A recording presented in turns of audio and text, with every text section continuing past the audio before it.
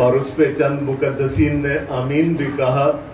اس لیے متی 24 باب کو ہم تھوڑے عرصے کے لیے پیچھے کر رہے ہیں اور میں آج مکاشفہ ہی سے آپ سے کلام کروں گا.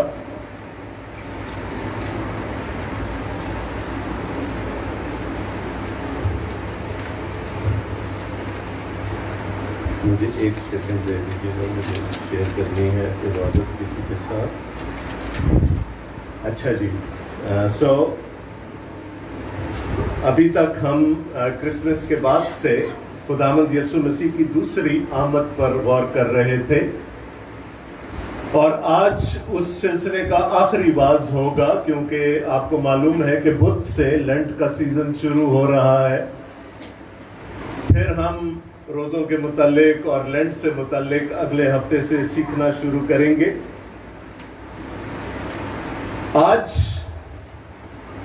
آج بھی ہم خداوند یسوع مسیح کی دوسری آمد کو, جس کو پیروزیا کہا جاتا ہے, اس کو میں کوشش کروں گا کہ آپ کے سامنے پرانے عہد نامے سے اور یسوع مسیح کی تعلیم سے اس کا کیا ربط ہوتا ہے اس کو آپ کے سامنے پیش کر سکوں.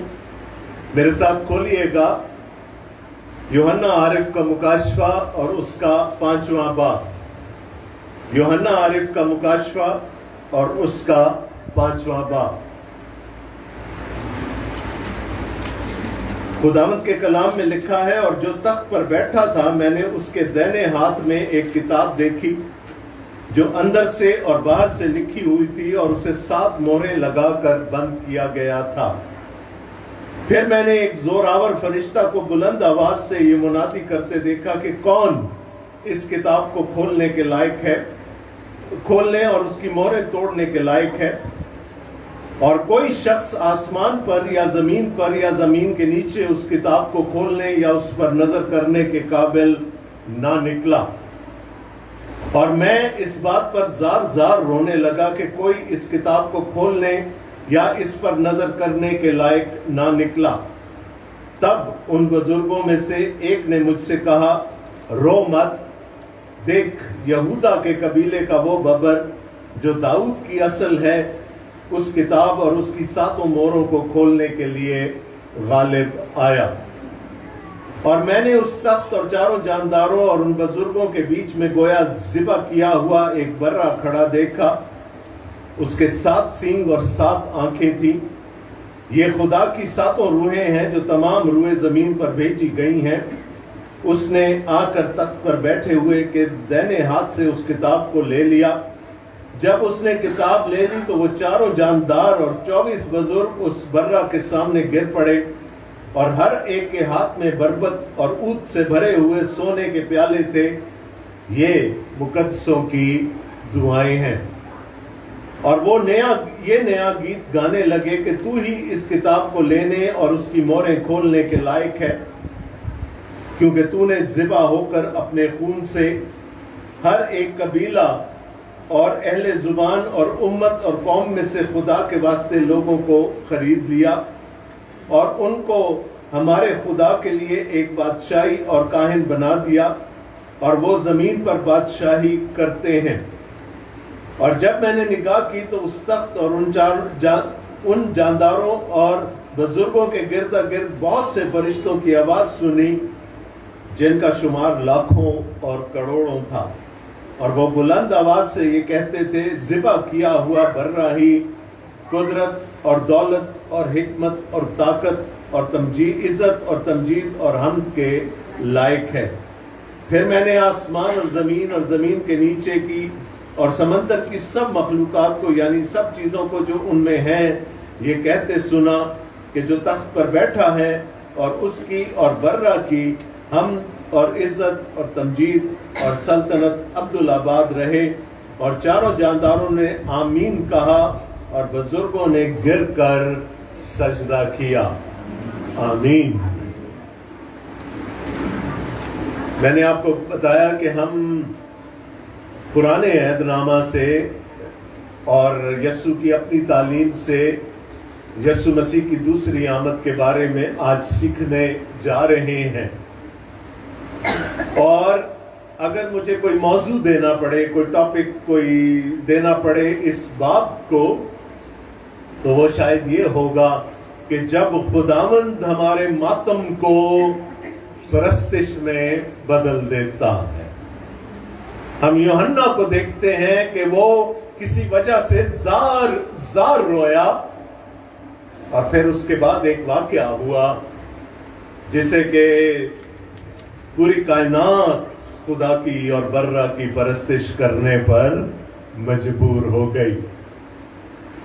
تو یہ وہ باب ہے جو آج ہمارے سامنے۔ اگر آپ نے گزشتہ ماہ میرا واعظ سنا ہوگا مکاشفہ پہلے باب سے، تو میں نے آپ سے ایک بات کی تھی، ایک کلیہ سمجھایا تھا مکاشفہ کی کتاب کو ختم کرنے کو سمجھنے کے لیے، اور میں نے آپ سے یہ کہا تھا کہ اگر پرانا عہد نامہ نہیں آتا تو مکاشفہ کی کتاب کو پڑھنے کی ضرورت نہیں ہے، نہیں سمجھ میں آئے گا، کیونکہ تقریباً 538 ریفرنسز ہیں اس کتاب میں، پرانے عہد نامے کی طرف۔ تو اگر نہیں آتا تو پھر مکاشفہ کو پڑھنے کی کوشش بھی نہ کریں۔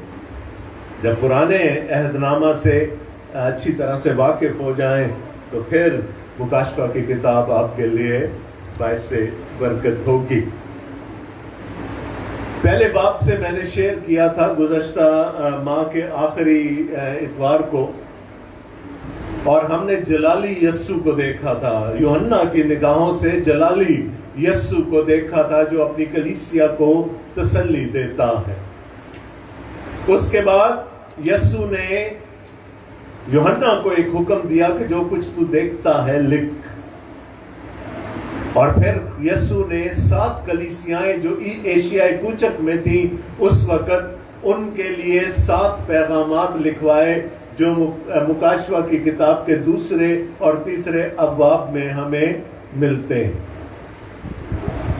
4 باب کے شروع میں یوحنا رسول آسمان پر اٹھا لیے جاتے ہیں، اور پھر وہ وہاں سے آگے آنے والے واقعات، بلکہ پیچھے بھی تاریخ کو اور آگے آنے والے واقعات کو خدا کے نقطہ نظر سے دیکھتے ہیں۔ میں نے آپ کو بتایا تھا جب وہ پتمس میں ہیں تو مایوسی ہے، خوف ہے، ڈر ہے، لیکن جب وہ خداوند کے روح میں آ گئے، خداوند کے دن روح میں آ گئے، تو پھر انہوں نے خدا کو دیکھ لیا، اور پھر خدا نے ان کو آسمان پر بلا لیا جہاں سے وہ اب یہ ساری چیزیں دیکھ رہے ہیں۔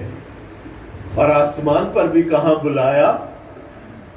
Right into the throne room of God, خدا کے تخت کے سامنے پہنچا دیا گیا خدا کا بندہ۔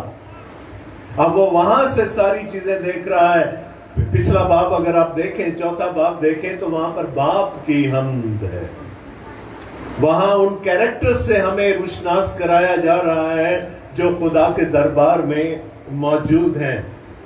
اور جب وہ سب کچھ ہو چکا تو 6 باب کی پہلی آیت ہمیں بتاتی ہے، پھر میں نے دیکھا کہ 5ویں باب کی پہلی آیت ہمیں بتاتی ہے، اور جو تخت پر بیٹھا تھا میں نے اس کے دائنے ہاتھ میں ایک کتاب دیکھی جو اندر سے اور باہر سے لکھی ہوئی تھی، اور اسے 7 مہریں لگا کر بند کیا گیا تھا۔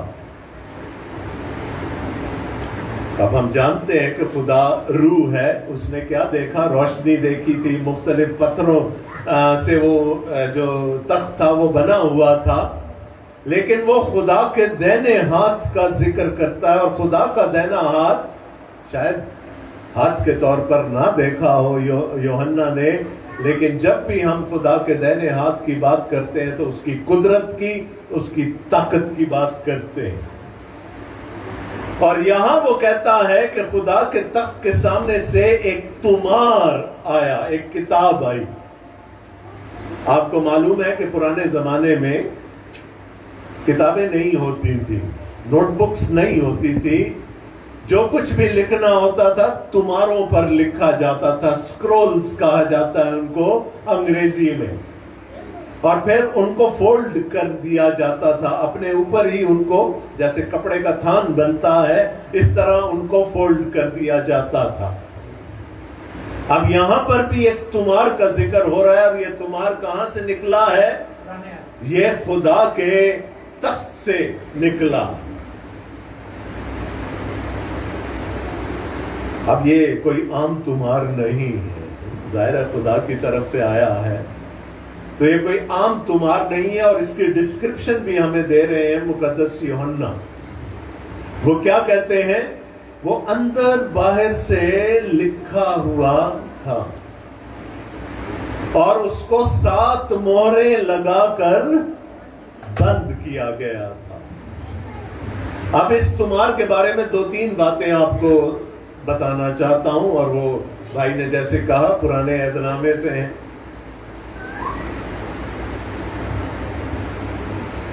اور جو 2 اس کی تشریحیں میں آپ کے سامنے رکھوں گا، دونوں قابل قبول ہیں، آپ کوئی بھی اس میں سے چوز کر سکتے ہیں، میں دونوں آپ کے سامنے رکھوں گا۔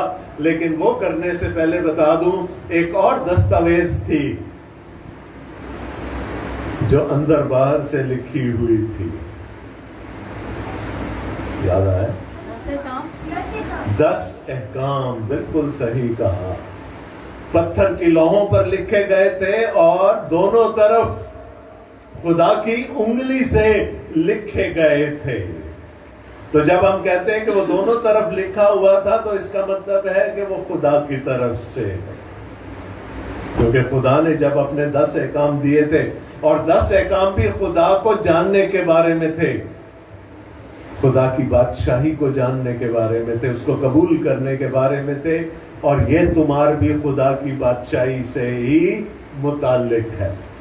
اب اس کی 2 تفسیریں میں آپ کو دینا چاہتا ہوں کہ اس پر 7 مہریں لگی ہوئی ہیں۔ تو ذرا میرے ساتھ دیکھیے گا دانیل نبی کا صحیفہ، اس کا 12واں باب اور اس کی 4تھی آیت۔ دانیل نبی کا صحیفہ، اس کا 12واں باب اور اس کی 4تھی آیت۔ ڈینیل 12:4۔ اور یہاں ایک حکم دیا جا رہا ہے دانیل کو، لیکن تو اے دانیل ان باتوں کو بند کر کر رکھ اور کتاب پر آخری زمانہ تک مہر لگا دے۔ بتیرے اس کی تفتیش و تحقیق کریں گے اور دانش افزوں ہوگی۔ دانیل کو ایک حکم ملا، ظاہر ہے ہم جانتے ہیں کہ دانیل نبی تھا، خدا کا بندہ تھا، خدا اس کو اپنا مکاشفہ عطا کرتا تھا خوابوں کے ذریعے سے اور ویسے بھی، اور اس کو بھی حکم ملا تھا کہ ان ساری باتوں کو لکھ لے۔ لیکن خدا اس کو ایک بڑا عجیب حکم دیتا ہے کہ جو کچھ تو نے لکھا ہے نا اس کو بند کر دے، اور نہ صرف بند کر دے، اس پر آخری زمانے کے تک کے لیے مہر لگا دے۔ اور یہاں کیسا تمہارا آیا ہے خدا کے تخت سے، جس پر 7 مہریں لگی ہوئی۔ مطلب کیا ہے اس کا؟ مطلب کیا ہے کہ وہ نبوت جو دانیل کو دی گئی تھی، جس پر سیل کرنے کا حکم ملا، وہ اس کے زمانہ کے لیے نہیں تھی، اس کو ایڈوانس میں بتا دیا گیا، وہ اس کے لیے نہیں تھی۔ اس نے کہا آخر زمانہ تک اس کو بند کر دے، جب یہ چیزیں عمل میں آئیں گی تو ان کو کھول لیا جائے گا۔ اور اب وہ وقت آ گیا۔ تو 7 مہروں کا بھید اور اس تمہار کا بھید ہم نہیں سمجھ سکتے اگر ہمیں دانیل کی نبی کی صحیفے کا علم نہیں۔ اس کی دوسری تشریح بھی آپ کے سامنے رکھ دیتا ہوں کہ پرانے زمانے میں جو ٹائٹل ڈیڈ ہوتے تھے پراپرٹی کے، جو ایگریمنٹ ہم کرتے ہیں نا ملکیت کا، ٹائٹل ڈیڈ جس کو ہم کہتے ہیں، یا کبھی کسی کو اپنی وصیت کرنی ہوتی تھی تو وصیت کو بھی اندر باہر سے لکھا جاتا تھا اور اس کو 7 مہریں لگا کر بند کر دیا جاتا تھا، اور ان مہروں کو کھولنے کا اختیار صرف اس شخص کے پاس ہوتا تھا جس کے نام کی وہ پراپرٹی ہوتی تھی یا جس کے نام وہ وصیت کی جاتی تھی۔ اگر میں اس تشریح کو دیکھوں، اچھا پچھلی والی تشریح پہ پھر تھوڑی دیر کے لیے آتے ہیں۔ میں نے آپ کو کہا تھا دانیال نبی نے بند کر دیا اور ایک خاص زمانے کے لیے اس کو بند کر دیا اور کہا گیا یہ آخر زمانہ کے لیے ہے۔ اگر ہم اس تشریح کو ذہن میں رکھیں تو خداوند یسوع مسیح کی وہ بات بڑی آسانی سے سمجھ آ جاتی ہے جو انہوں نے اپنی دوسری آمد کے وقت کے بارے میں کی تھی کہ نہ آسمان کے فرشتے اس وقت کے بارے میں جانتے ہیں نہ بیٹا بلکہ صرف باپ۔ کیوں؟ اس لیے کہ اس کو خدا نے سیل کروا دیا، بند کروا دیا۔ اچھا دوسری تشریح میں نے آپ کو کہا یہ ٹائٹل ڈیڈ ہے، یہ وصیت ہے۔ کس چیز کی وصیت؟ اس کائنات کی وصیت جو اب باپ اپنے بیٹے کو دینا چاہتا ہے۔ کسی کے ذہن میں سوال نہیں ابھر رہا کوئی؟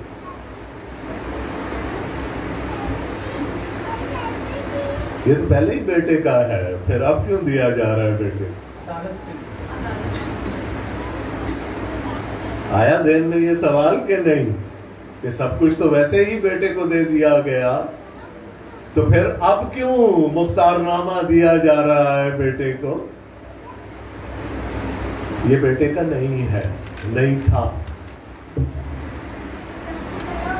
جب خدا نے یہ دنیا بنائی، یہ کائنات بنائی، اور پھر اس نے حضرت آدم کو بنایا، مسٹر ایڈم، اور سارا اختیار اس کو دے دیا۔ دے دیا کہ نہیں دیا؟ تب باغ کے ہر درخت کا پھل تو بے روک ٹوک کھا سکتا ہے، لمٹ لیس اتھارٹی ہے، لامحدود اختیار ہے تیرے پاس، لیکن ایک درخت کا پھل نہ۔ یعنی 99% اختیار دے دیا آدم کو، 1% اپنے پاس رکھ لیا کہ نیک اور بد کی پہچان میں کراؤں گا۔ یہ تو اپنے لیے خود اپنی شریعت نہ بنانا، میں بتاؤں گا تیرے لیے اچھا کیا ہے اور برا۔ سوائے اس ایک اختیار کو چھوڑ کر اس نے سارا اختیار آدم کو دے دیا۔ آدم نے ابلیس کے جھانسے میں آ کر کیا کہا؟ ابلیس نے وہ 1% بھی خدا کے لیے کیوں، وہ بھی لے لے، پھر تو اپنا خدا خود ہو جائے گا، یہی کہا نا اس کو۔ اور آدم نے اس کو سجدہ کر لیا، اس کی بات مان لی، اور وہ اختیار جو آدم کو دیا گیا تھا وہ اس نے پلیٹ میں رکھ کے ابلیس کے حوالے کر دیا۔ اس دنیا کا سردار کون ہے؟ یسوع نے کیا کہا تھا یوحنا کی انجیل میں؟ ابلیس ہے نا۔ لیکن ہمیشہ تو نہیں رہنا نا اختیار، نہ ہمیشہ تھا اور نہ ہمیشہ رہے گا۔ اب وقت ہے کہ وہ اختیار واپس بیٹے کے پاس آ جائے، اور ہم دعا بھی تو کرتے ہیں کہ نہیں؟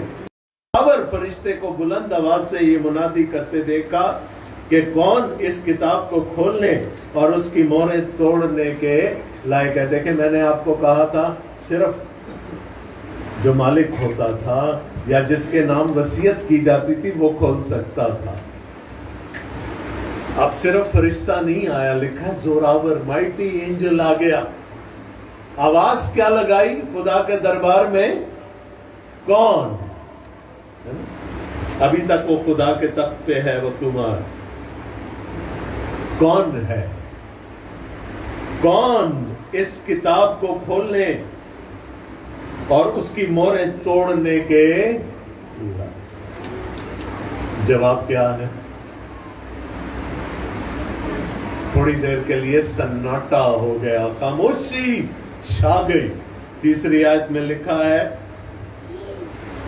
اور کوئی شخص آسمان پر یا زمین پر یا زمین کے نیچے اس کتاب کو کھولنے یا اس پر نظر کرنے کے قابل نہ نکلا۔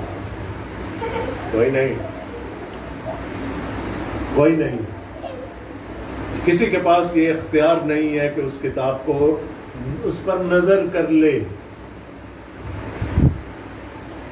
اور کیا ہوا تب اور میں اس بات پر زار رونے لگا کہ کوئی اس کتاب کو کھولنے یا اس پہ نظر کرنے کے لائق نہ نکلا۔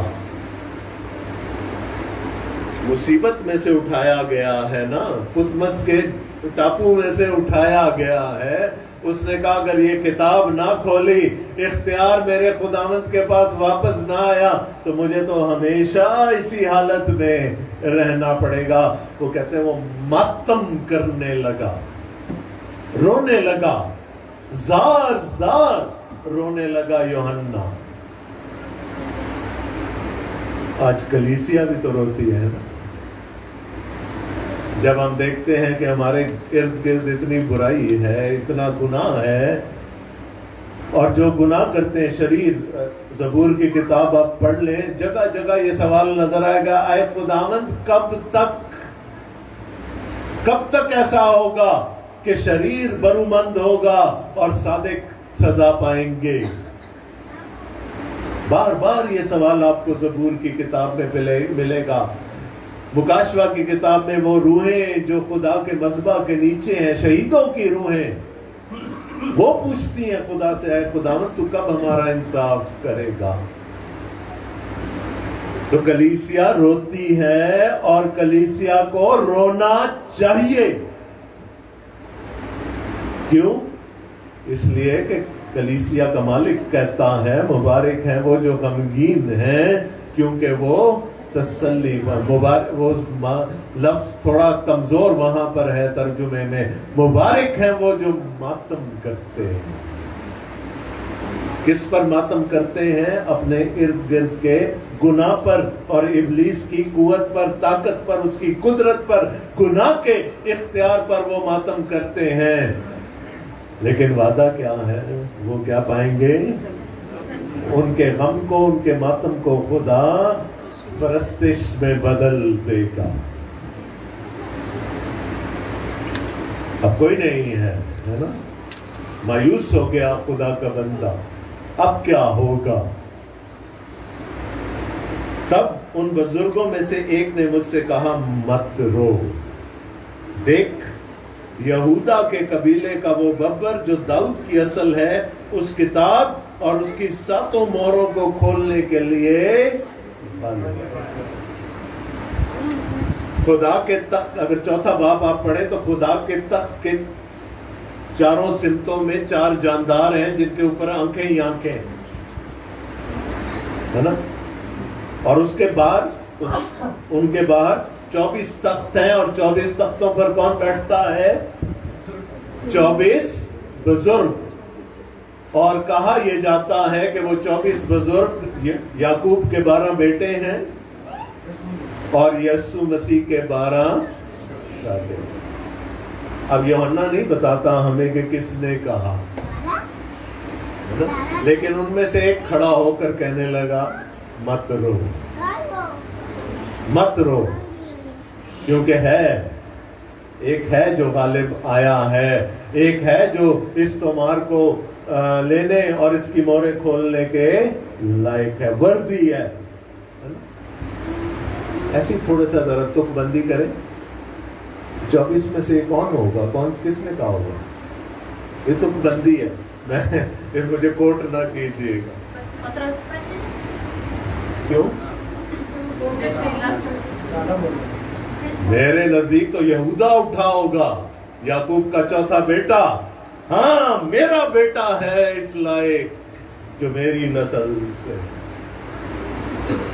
ہے نا, باپ کو فخر ہوتا ہے نا, دادے کو فخر ہوتا ہے اپنی اولاد پر. کیا کہا ہے, مت رو, دیکھ یہودا کے قبیلے کا وہ ببر, ہاں میرا بیٹا, جو داؤد کی اصل ہے, اس تمہار کو لینے کھولنے اور اس کی مورے توڑنے کے لائق ہے. کیوں لائق ہے؟ اس لیے کہ وہ غالب ہے. اب پہچان میں کوئی دشواری نہیں ہے. کس کی بات ہو رہی ہے یہاں پر؟ یہودا کی نسل کا وہ ببر کون ہو سکتا؟ یہ تو پیدائش کی کتاب میں بتا دیا گیا. وہ تو پیدائش کی کتاب میں یہودا کو بتا دیا گیا تھا کہ بادشاہ آئے گا تیری نسل میں سے. جب یعقوب 49ویں باب میں یہودا کو برکت دیتا ہے تو بڑا کلیئرلی بتا دیا گیا. اور داؤد کی اصل کون ہے؟ کس نے داؤد کے تخت پر ابد تک حکومت کرنی ہے؟ خداوند یسوع مسیح نے. اندھے بھاگے چلے جاتے ہیں خداوند یسوع مسیح کے پیچھے, اے ابن داؤد ہم پر رحم کر. تو اس کو پہچاننے میں ہم غلطی نہیں کر سکتے کہ کس کی بات ہو رہی ہے. ایک ہی ہے جو یہودا کی اصل بھی ہے, یہودا کے قبیلے کا ببر شیر بھی ہے, اور دوسری طرف وہ داؤد کی اصل بھی. اب کیا ایکسپیکٹیشن ہوگی یوحنا کی اس وقت؟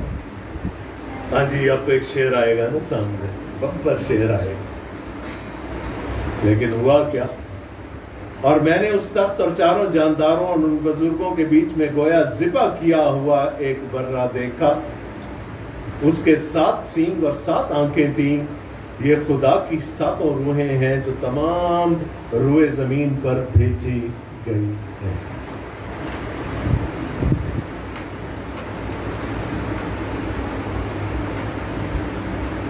یہ تو وہی ہو گیا نا, کھولا پہاڑ نکلا چوہا.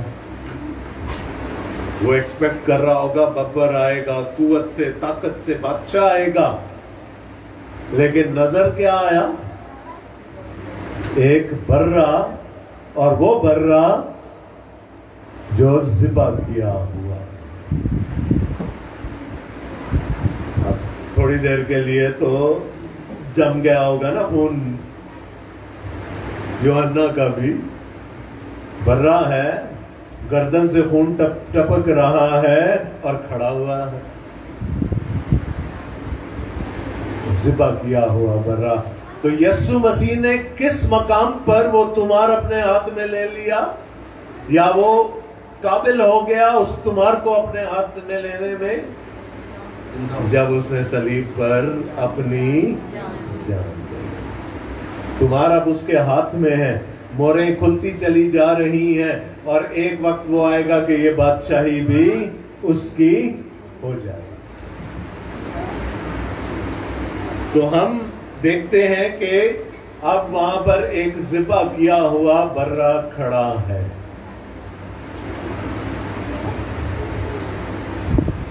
اور وہ کیا کرتا ہے؟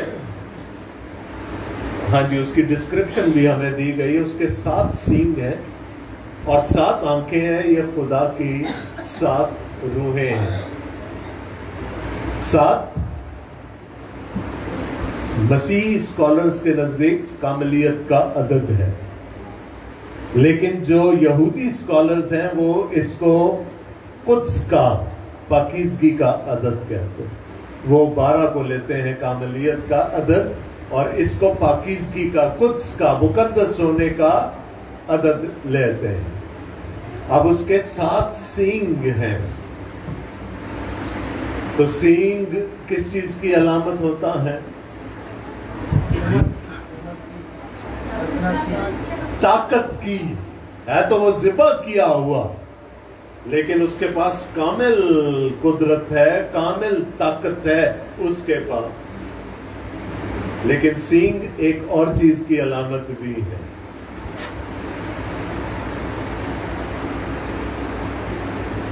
یہودی 2 طرح کے بگل بجایا کرتے تھے. ایک تو وہ جو کہ میٹل کے بنے ہوتے ہیں، جو ہم بھی دیکھتے ہیں بینڈز میں بجائے جاتے ہیں وہ بیگل، اور ایک وہ جانوروں کے کسی خاص جانور کے سینگ کو کھوکھلا کر کے اس سے وہ بجایا کرتے تھے بیگل، اس کو شوفار کہا جاتا تھا. اور یہ اس وقت ہوتا تھا جب کوئی جنگ جیت لی جاتی تھی یا خدا ان کے لیے کوئی بڑا کام کرتا تھا. یعنی یہ سینگ جو ہے نجات کی علامت بھی ہے، پاک کر دینے کی علامت بھی ہے. تو وہ اس کے پاس قدرت بھی ہے، طاقت بھی ہے. خدا کی ایک صفت ہے نا، اومنی پوٹنٹ ہونا، کل اختیار اس کے پاس ہے، کل طاقت اس کے پاس ہے. اومنی پوٹنٹ، وہ قادر مطلق ہے، کوئی چیز اس کی قدرت کے دائرہ اختیار سے باہر نہیں. اور دوسری طرف میں نے آپ کو بتایا یہ نجات کی علامت بھی ہے. اور اس کی 7 آنکھیں ہیں. آنکھوں سے کیا ہوتا ہے؟ خدا کی ایک اور صفت بھی ہے، اومنیشینٹ، علیم کل. وہ ہر چیز کو دیکھتا ہے، ہر چیز کو جانتا. اور یہاں سے کنفیوز نہ ہو، خدا کا ایک ہی روح ہے، 7 نہیں ہے. 7 کے کہنے کا مقصد کیا ہے کہ it is all sufficient، complete ہے، ہول ہے، اس میں کسی چیز کی کمی نہیں ہے. تو یہ برہ جو ہے اگرچہ کہ ذبح کیا ہوا ہے، یہ اومنی پوٹنٹ بھی ہے، اومنیشینٹ بھی ہے، یہ قادر مطلق بھی ہے اور علیم کل بھی ہے. اس کے پاس قدرت ہے، اس کے پاس علم ہے. سو اب کیا ہوا؟ 7ویں آیت، اس نے آ کر تخت پر بیٹھے ہوئے کے دائیں ہاتھ سے اس کتاب کو لے لیا. اب ذرا تھوڑی دیر کے لیے اپنے ذہن میں ایک تصویر بنائیے گا. امیجن کریں کہ یہاں خدا کا تخت ہے جس کا ذکر یوحنا کر رہا ہے. اس کے چاروں سمتوں میں 4 جاندار کھڑے ہیں اور وہ ان کے اوپر آنکھیں ہی آنکھیں ہیں. وہ کون ہیں؟ وہ گارڈز ہیں، محافظ ہیں خدا کی پاکیزگی کے، خدا کے قدس کے محافظ ہیں. وہ کسی کو خدا کے تخت کے قریب نہیں جانے دیتے. یعنی آپ دیکھیں تو 24 بزرگ بھی ان کے پیچھے ہیں، ان کے تخت جو ہیں ان 4 جانداروں کے پیچھے ہیں. نہ کوئی فرشتہ ان جانداروں کو کراس کر سکتا ہے، نہ کوئی انسان، کیونکہ ہمارا خدا نہایت ہی پاک ہے. وہ کسی کو نہیں آنے دیتے خدا کے مقدس تخت کے پاس. اگر کوئی کوشش کرے گا تو مار ڈالا جائے گا. لیکن کیا لکھا ہے؟ برا تخت تک چلا. تو نہ صرف وہ تمہار کو لینے اور اس کی 7 مہریں کھولنے کے لائق ہے، وہ خدا کے تخت تک بھی رسائی حاصل کر سکتا ہے کیونکہ وہ خود خدا ہے. وہ چلا گیا خدا کے تخت کے پاس، اس کے ہاتھ سے وہ تمہار لے. ابھی تھوڑی دیر پہلے کیا ہو رہا تھا؟ ماتم ہو رہا تھا نا. یوحنا رو رہا تھا اور زار زار رو رہا تھا. اب کیا ہوا؟ جب لے لیا کتاب کو، لے لیا، جب اس نے کتاب لے لی تو وہ 4 جاندار ہے نا اور 24 بزرگ اس برہ کے سامنے گر پڑے. اپنی ڈیوٹی چھوڑ دی جانداروں نے، مجبور ہو گئے پرستش کرنے کے لیے، عبادت کرنے کے لیے. کب؟ جب اس نے خدا کے ہاتھ سے وہ تمہار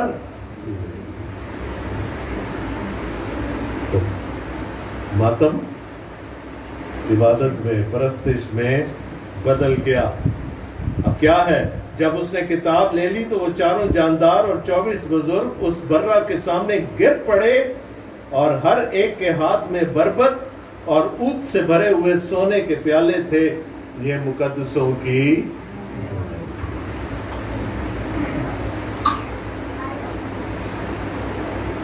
بخور، اود، ان کے ہاتھوں میں کیا ہے؟ بربط۔ بربط کس چیز کی نشانی ہے؟ حمد کی، پریز۔ اور اود یا بخور کس چیز کی علامت ہے؟ چلیں، بخور کہاں جلایا جاتا تھا؟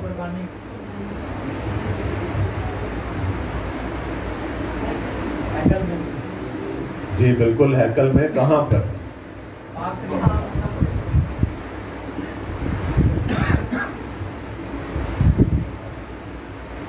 پاک مکان میں، بالکل پردہ کے سامنے۔ خدا کی کفارہ گاہ اور بخوردان کے بیچ میں صرف ایک پردہ تھا۔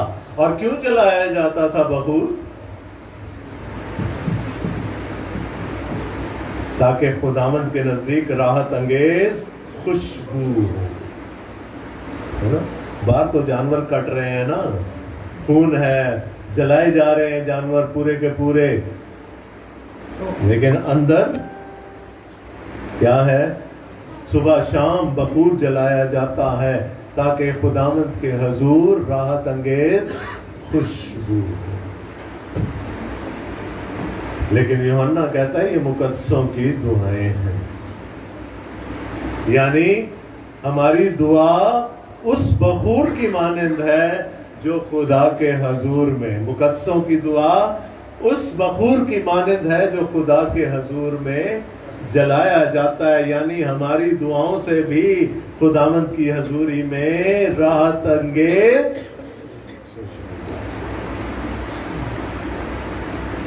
جاتی۔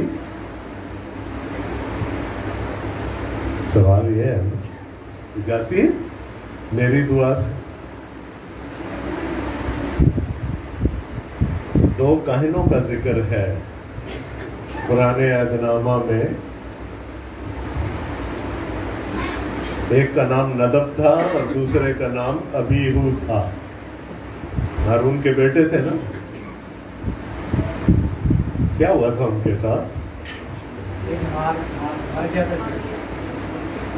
کیوں مارے گئے؟ کیوں مارے گئے؟ غلط بخور جلایا۔ پڑھیے گا اس واقعے کو۔ جو خداوند کے طریقے کے مطابق تیار کیا گیا بخور تھا، اس سے نہیں، اپنی کنکوکشن بنا کے وہ لے آئے اور خداوند کے حضور اس کو جلا دیا۔ کیا ہوا؟ وہی مارے گئے۔ تو اگر ہماری دعا بخور کی مانند ہے تو پھر غلط دعا کا نتیجہ کیا ہوگا؟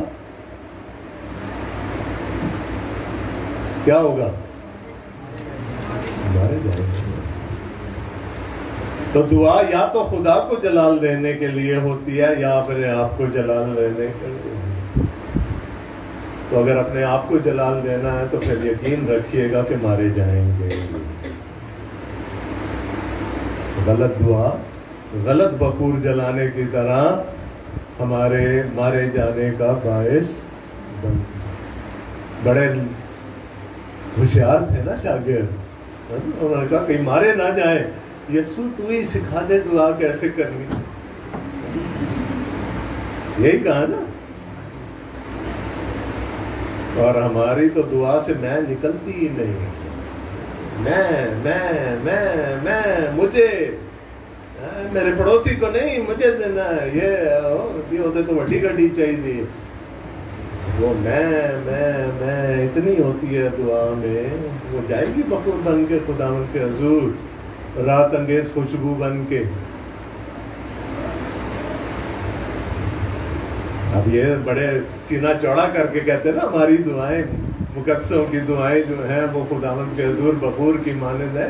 یاد رکھیے گا کہ غلط بخور جلانے کی وجہ سے لوگ مارے گئے تھے، اور صرف لوگ نہیں، کاہن مارے گئے تھے، اور صرف کاہن نہیں، ہارون کے بیٹے مارے گئے تھے۔ تو یاد رکھیے گا کہ یہ ذمہ داری ہے، دعا کرنا ایک ذمہ داری۔ ٹھیک ہے جی، تو یہ مقسم کی دعائیں ہیں۔ اب کیا ہوا؟ پرستش شروع ہو گئی۔ کوائر کون ہے؟ 4 جاندار اور 24 بزرگ، اور لکھا ہے اور وہ ایک نیا گیت گانے لگے۔ آج میں نے جان بوجھ کے نیا زبور ڈلوایا تھا، آؤ ایک نواں گیت رب لے لے۔ جہاں پر بھی کلام میں نیا گیت آ جائے، کیونکہ اس کی اگلی آیت میں ہے روز روز مکتی اس دی سنا۔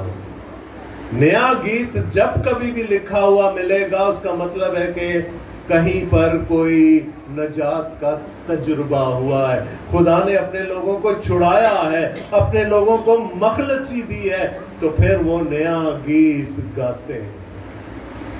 خروج کی کتاب میں موسیٰ کا گیت بھی ہے، مریم کا گیت بھی ہے۔ یہ نئے گیت تھے، کیوں؟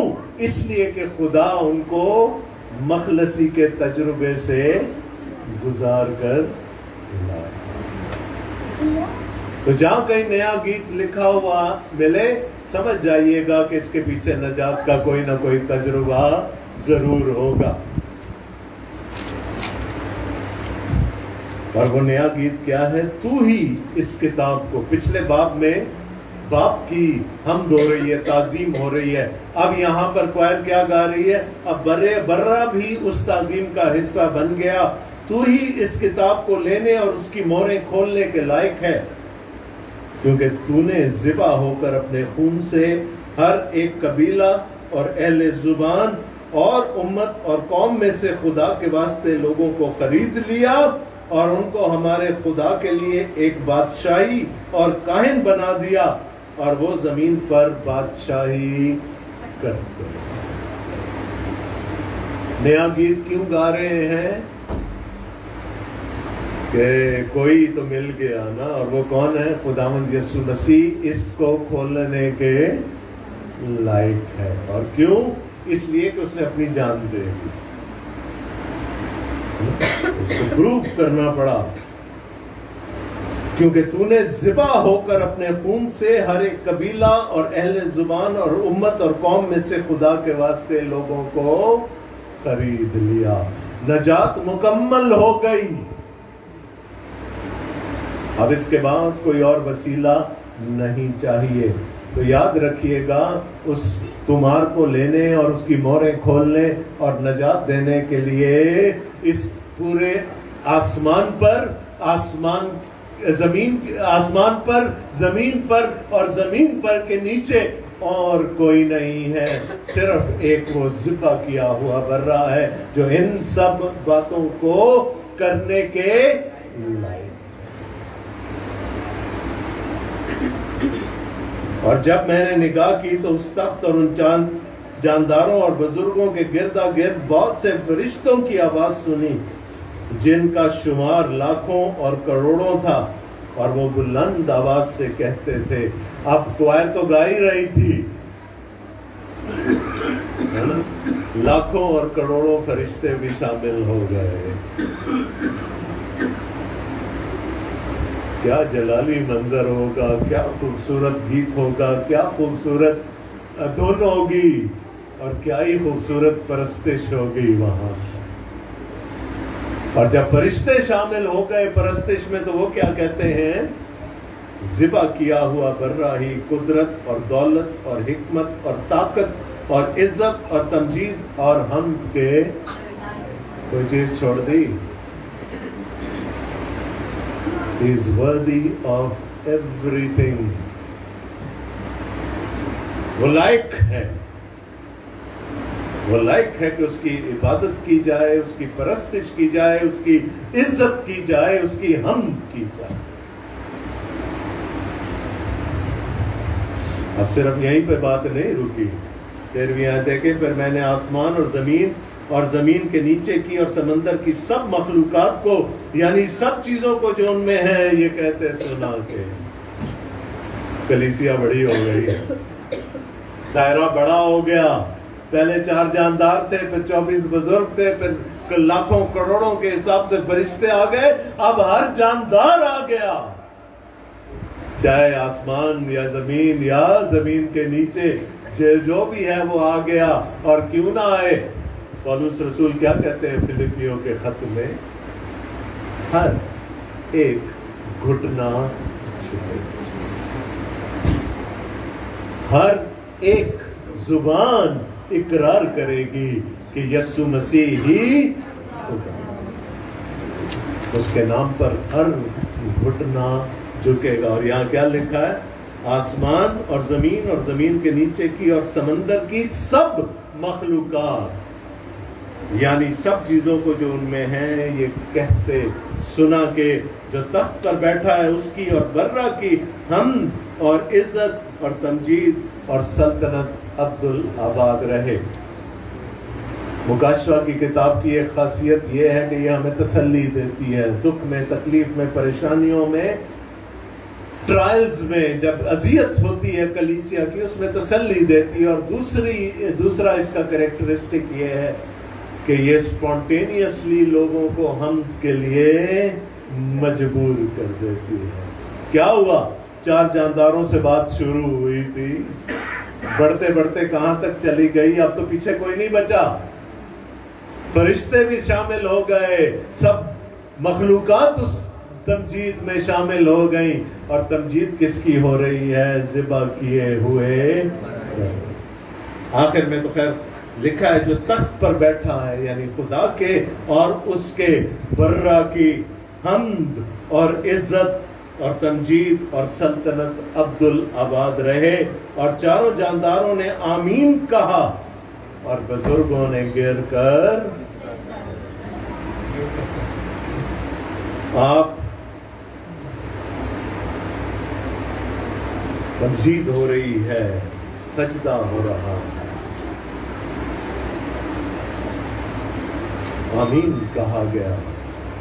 یہ بات کہاں سے آئی؟ یہ بات کہاں سے آئی؟ یہ جو ساری باتیں لکھی ہیں، قدرت اور دولت اور حکمت اور طاقت اور عزت اور تمجید اور حمد کے لائق ہے، ہونا چاہیے نا اس کا ریفرنس بھی پرانے عہد نامہ۔ میں یہاں پر 14 آیات ہیں غالباً، میں 2 آیات میں اس باب کا خلاصہ آپ کو پرانے عہد نامہ میں دکھا دوں۔ آئیے چلے دانیل نبی کا صحیفہ، اس کا 7واں باب اور اس کی 13ویں آیت۔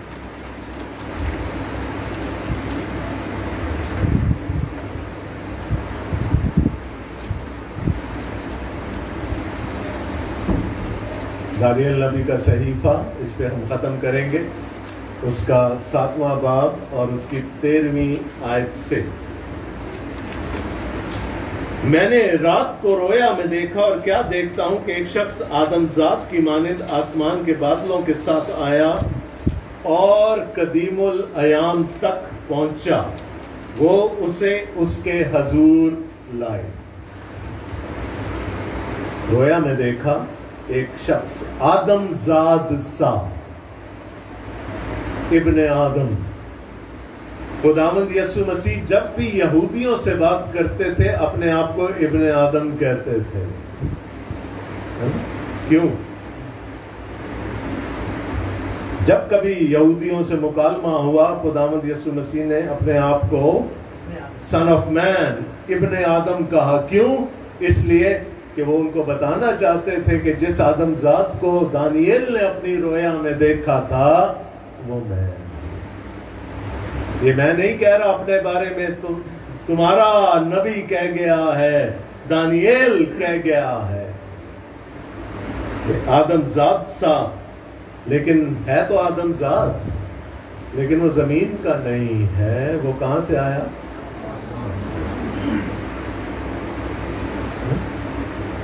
ابتدا میں کلام تھا، اور کلام خدا کے ساتھ تھا، اور کلام خدا تھا، اور کلام یہاں کا نہیں ہے، وہ کہیں اور کا، آسمان سے آیا. لیکن جب اس نے اپنا کام ختم کر دیا تو وہ پھر قدیم الایام تک پہنچا دیا گیا، وہ خدا تک واپس. دی اینشنٹ آف ڈیز، قدیم الایام، یہ خدا کا لقب ہے، خدا تک پہنچا دیا گیا. ابھی کیا ہوا ہم نے دیکھا مکاشفہ کی کتاب میں، قدیم الایام تک پہنچا کہ نہیں؟ این اس کے تخت تک پہنچ گیا. وہ اس کو اس کے حضور میں لائے، اناؤنسمنٹ ہوئی نا، کوئی ہے. سناٹا، خاموشی. پھر ایک آواز آئی، نہیں ہے. اور سلطنت اور حشمت اور مملکت اسے دی گئی تاکہ سب لوگ اور امتیں اور اہل لغت اس کی خدمت گزاری کریں. وہاں کیا کہا جا رہا ہے کہ وہاں کیا، کن الفاظ میں حمد کی جا رہی ہے؟ اور سلطنت اور حشمت اور مملکت اسے دی گئی تاکہ سب لوگ اور امتیں اور اہل لغت اس کی خدمت گزاری کریں. اس کی سلطنت ابدی سلطنت ہے جو جاتی نہ رہے گی، اور اس کی مملکت لازوال ہوگی. خلاصہ ہے نا پورے 5ویں باب کا یہ 2 آیات. کوئی ایسی بات جو وہاں نہ بیان کی گئی ہو یا یہاں نہ بیان. جڑ کہاں ہے؟ پرانے عہد نامہ میں ہے. اور آج میری کوشش تھی کہ میں آپ کو لنکیجز بتا دوں کہ خداوند یسوع مسیح کی دوسری آمد پرانے عہد نامہ سے اور ان کی اپنی تعلیم سے کیسے لنک کرتی.